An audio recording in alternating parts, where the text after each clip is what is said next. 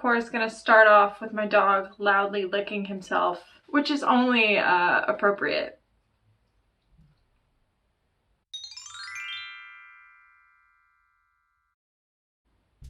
Hi, Mom. I meant to wave, but my hand is in a fist. Hi, Mom. Wow, my hand looks huge. Look at that.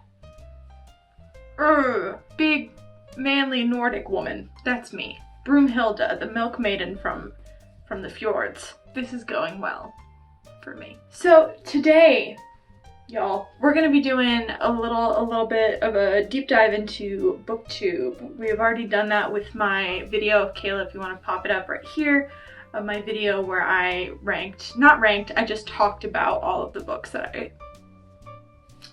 I read last year while doing my makeup. I really enjoy talking about books. This is kind of, Kayla called it, my editor Kayla, my editor and BFF, called it a hobby channel where I like mostly do makeup, but I also talk about like my hobbies, like books and squishmallows and all sorts of things that I'm into. So that's kind of what I'm doing. So if you're here for the makeup, be here for the makeup girl, but we're talking about books in this video. The premise of this video is that I am going to be talking about the last 10 romances that I read. Yes, 10, and I'm going to be ranking them. Do I read a lot of romance? Yes. Are most of them categorized as probably erotica?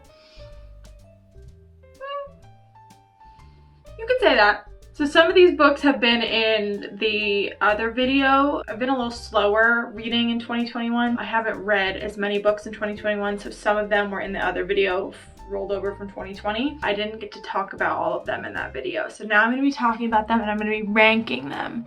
Do I have a smudge? Also today, you won't be seeing this on Valentine's Day, but today is Valentine's Day, so I'm very pink and purple. This is my 80s mom jazzercise sweatshirt that I got at the thrift store. Yeah, okay, let's rank some books. I wrote them down on my little notebook. Thanks to my friend Megan for this notebook for Christmas. Love you. Number 10, coming in at last place is Understood by Maya Banks. We've talked about Maya Banks a little bit on this channel. I have read one other book by her, which is called Rush, and I did not like it. I gave it 1 star. Oh my god, he's licking himself again. Please refrain. Have some self-control. He's like, it's not my fault it's bath time. You decided to film during bath time. This one, I think I gave it 3 stars. Most of these books I gave 3 to 4 stars. Pretty much a 3-star list, so this was kind of hard. For me, a 3-star means like a and even though some of these I ranked higher on Goodreads, when I was comparing them to each other, there were some that I found I liked more than others, even though I rated them lower, so keep that in mind. But this book was, I think their names were Jake and Ellie, and this was a novella. I think this book could have been better if it was like a full-length book. Granted, it probably still would have been a short-ish book. There was like no character development. Ellie has just gotten out of a abusive marriage. Jake is a guy that she's known, he's been her friend, who's had a thing for her for a long time, but he's been waiting for her to kind of heal from the past, and he kind of wanted to be the guy that she eventually settled with. You know what I mean? But not settled. Is it settled? Settles as in a good way. I think this could have worked in a full-length novel, because then you would have gotten the sense of like Ellie's pain, the sense of her healing, the sense of her growing to trust another man, but you just kind of get that all in rapid fire succession since it's a novella, and it's not as satisfying as I think it could have been. I think this could have benefited from some workshopping, some lengthening of certain things, some character development, some plot development elements, and then like kind of towards the end, the abusive husband's like a famous sports ball player. I don't remember what sport, ladies and gentlemen. I don't know. Football, maybe? He was like admitted to being an abusive piece of shit, and it just all felt very convenient. He was like on TV like, but basically I'm canceling myself because I was an abusive piece of shit to my wife, which is good. We love to see the downfall of an abuser. But at the same time, I was like, this feels like very convenient writing. It wasn't that satisfying. You know, you read like a romance or like a erotica. You read one of those. You want it to be satisfying, like when the characters finally get together, when things finally happen. Like the conflict is kind of what makes it work, because that's what makes the whole thing feel like, yay, the characters are finally together despite all of this stuff. But this book just felt like, okay, here's a sprinkling of conflict, but it's resolved within like 2 pages. We're good. There's no tension. You know exactly what's gonna happen. We're good. And if that's what you're looking for, if you're looking for a read like that, then this could be good. Oh my god. It was a simple little read, and if that's what you're looking for, if you just want no frills, no complications, I just want to feel happy for 2 people, then do that. But this wasn't my favorite read. So that's number 10. Number 9. Oh my god, I'm so embarrassed.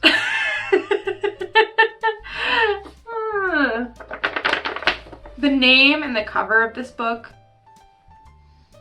I'm outing myself. I'm outing myself on the internet. But romance is nothing to be ashamed of. If you like reading romance, read it. That's why we're talking about it. So number 9 is Go Deep by Rilzy Adams. This was only like 200 and some pages, so I don't know if it quite qualifies as a novella, but it was short. This was a new kind of trope for me. This was like a friends to lovers trope. I'm more familiar with like enemies to lovers. I read a lot of enemies to lovers, but this was friends to lovers. So this book is about, I don't remember their names, I'm so sorry, but this book is about 2 people that are best friends, like best friends, and they decide to start having a sexual relationship because the woman in the relationship is a smut writer, and she thinks the well has dried up for her, and she thinks she needs a man in her life to spice up her writing, to give her some real life inspiration. She turns to her best friend, and they're like, wouldn't it be funny if we started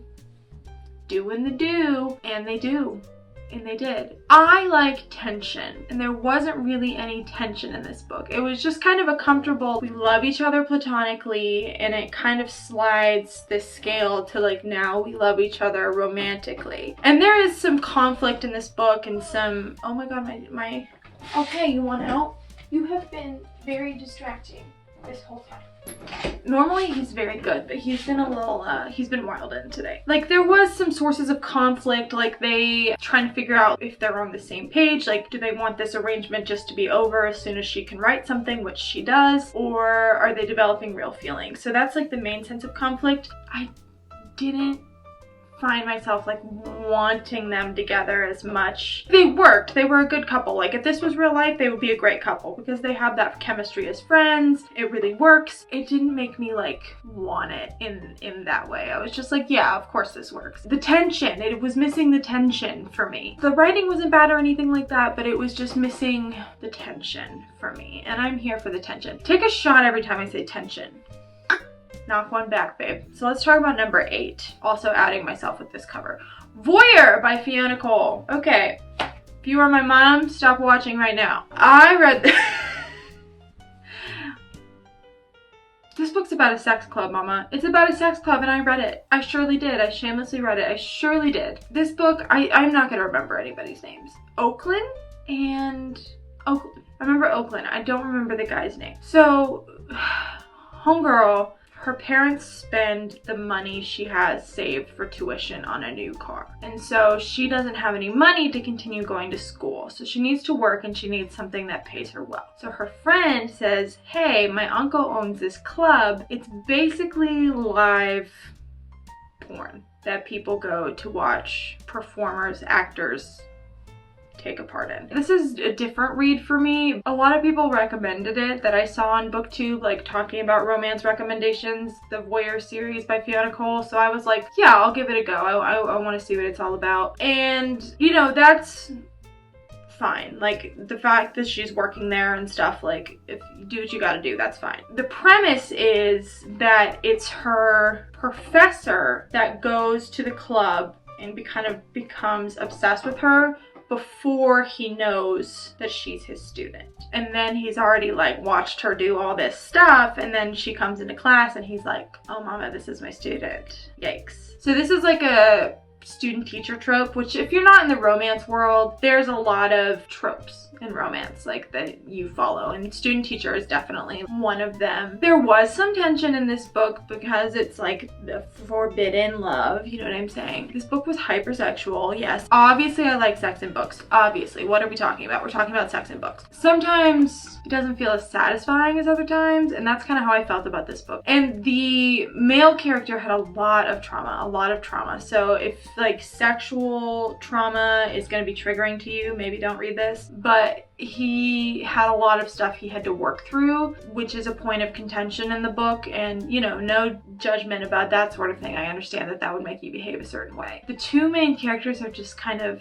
the main guy character is kind of because he goes so back and forth because he doesn't know what he wants. So he'll be like really possessive of the girl one minute, and then he'll be really aloof the next minute, and then like friendly the next. And you just don't really know where he stands for half the book. In his chapters where you're reading from his perspective, it's like he's like in love and obsessed with this girl, but every time he interacts with her, he is like sending a different message, and I found that to be kind of frustrating. So this wasn't my favorite read. It wasn't bad, but there's more in the series, and I just didn't feel like reading them. So number 7, I just read this, Follow Me Darkly by Helen Hart. This is definitely in that 50 Shades sort of category. This is about, You Think I Can Remember, Follow Me Darkly. Let me get in the old brain. Brayden, that's the guy. Brayden and... Let me look. Now it's gonna bother me. It's on my bookshelf. I'm trying to find it. It's not on the back. I can't remember the girl's name. Sky! It's Sky. Sky and Brayden. So the whole premise of this book is control. The girl's a control freak, and she meets a billionaire who like wants to be very controlling in all aspects, if you catch my gist. And the whole book is basically this push and pull of, I want control, no, I want control, no, I want control, no, I want control. The whole book revolves around like he has this secret, and you don't know what makes him so bad. Like people keep saying that he's bad, and you're like, what is his secret? Did he kill someone? What's his secret? You're kind of thinking it's gonna be something juicy, but then you find out at the end it's like sex related. There's 2 more books in the series, and they don't reveal fully the secret, but it just makes it seem like maybe he has a weird kink. And I was like, is this what I wanted? And then Brayden was very like controlling, very aloof. And listen, I read these books, they're fiction. I kind of like an asshole in fiction. I kind of like a dude who's an asshole. Don't ask me why. I've got issues. This book was fine. It was a little BDSM-y. It was fine. Number 7. 6, Burn For Me by Ilona Andrews. My main criticism of this is that these covers make you think you're getting like a steamy hot romance, and really it's super slow burn. But the thing that I like about these is that the world building is really cool. It's about Nevada and Connor. There we go, I remembered. And Nevada's a private investigator, and it's in this world where everybody has like evolved superpowers basically. So her like superpower is basically that she can always tell when somebody's lying, and you find out through the series that she can do more stuff. And then she ends up working with this guy named Connor on a case, and he's the billionaire bad boy who's like super powerful and stuff like that. So if you like kind of paranormal, I don't know if this is technically paranormal romance or like fictitious romance, I think this is a good read, but you have to be prepared for a slow burn. There's more in the series. I read the first 2. You'll see the other one later on in the ranking. By the time I finished the second one, I found myself like not that interested in the third one, but it was a very interesting world building with all the powers and all the way that society was set up and stuff like that. The writing was definitely there. It just wasn't what I wanted necessarily for romance, but the writing was definitely there. Number 5, Welcome to the Dark Side by Gianna Darling. So this one was recommended by a lot of romance booktubers, and I was kind of in this phase, you'll see when we get to number 1, with age gap romances. That's a trope. One is much older than the other. Don't ask me why, okay? Don't psychoanalyze me. Got into that for a little while. The thing about this book made me a little uncomfortable because it's like a 38-year-old man and like a 17-year-old girl, and where this takes place, I think it's in like British Columbia. That is technically legal, but I don't think that the legality of something necessarily makes it cool. So like if this was real life, I'd be like, yeah, no, I can't get on board with that, buddy. But since it was fiction, I was like, everyone says it's a good read. Like I couldn't really get on board with it at first, and then I was like, I'm just gonna finish it. I ended up liking it by the end. You know, we talked about the age gap. There's like the found family trope. There's the, I don't know, motorcycle romances are kind of a thing. This is motorcycle romance. The nice thing about it was at least the male character, who is much older, like really treats the female character well. And it's about this girl named Lou who has cancer, and Zeus, who's like the leader of a motorcycle club that like saved her life in like a church parking lot shootout when she was younger. And then they kind of reconnect later, and it's a romantic sort of deal. But Lou's family is like really shitty to her and like really negligent. It's a found family trope. Like she finds her place in the world with this motorcycle club where she doesn't really have a place in the world otherwise, or at least like that's how it seems to her. So the aspects of this did make me uncomfortable. I think I gave it 3 stars, but at least like the character is being treated well. And like there's an argument to be made about fiction versus reality, like if you would be for something in reality versus reading about it in fiction, like exploring things in fiction. So I probably wouldn't read a book like this again because it did make me feel a little but there was parts that I enjoyed. The next one is number 4, White Hot by Ilona Andrews. This is the same series. I seem to be blanking on names today, but this is the same series. The same criticisms stand, except this one, there was more romance in it, which is kind of what I was expecting from this series. So I ranked it higher, and I think I gave this one 4 stars as opposed to 3 stars, but it still didn't make me want to totally finish the series. Like I said, I think the writing is good. The writing is there. 3, we're getting my top 3, but like I said, a lot of these, like except for like number 1, a lot of these were like 3 stars, maybe 4 stars on a couple of them, but most of them were like middle of the road reads for me. That's why I'm being pretty critical of a lot of them. But number 3 is A Touch of Darkness by Scarlett St. Clair. This is a Hades and Persephone retelling. I did talk about this in my other book video. I didn't read the second one because the second one I was told by a trusted best friend, my cousin Timmery, and reader, that the second one was kind of meh, and I got just a little bit into it and I was like, yeah, I'm not really into this. But I did enjoy this Hades and Persephone retelling in the first book. It's kind of the world of gods and goddesses, but set in a modern setting, and I enjoy that. I enjoy the tale of Hades and Persephone. So if you like that kind of thing with Greek gods and goddesses and kind of a re-spin on it, you'd probably like this. It is a good romance. There is some push and pull. Yeah, it was good. Number 2, and I was kind of surprised at myself for putting this number 2. This is A Nordic King by Karina Hale. This was very kind of fluffy, but it was cute. It's the nanny, her name was Aurora, falling in love with the king, the fictitious king of Denmark. These are not based on the real people. Girl with a rough past gets a job as a nanny for the Danish royal family. And at first it's very enemies to lovers. At first he is really a big asshole to her because he's a widower. There's some backstory about how the way that his wife died, and he's really bitter and resentful and like angry at himself for some things. And so he's kind of a big jerk at first, but then they really grow to care for each other. The first half of the book there was some tension, but the second half of the book was just kind of like sweet romance where it was very like, I love you forever and I want to have your babies and you're the best ever and I love you. But I thought it was sweet. It had a satisfying conclusion. I do like a little fluffy sometimes. I liked this. Number 1, this was my favorite. This was the only 5-star of the bunch.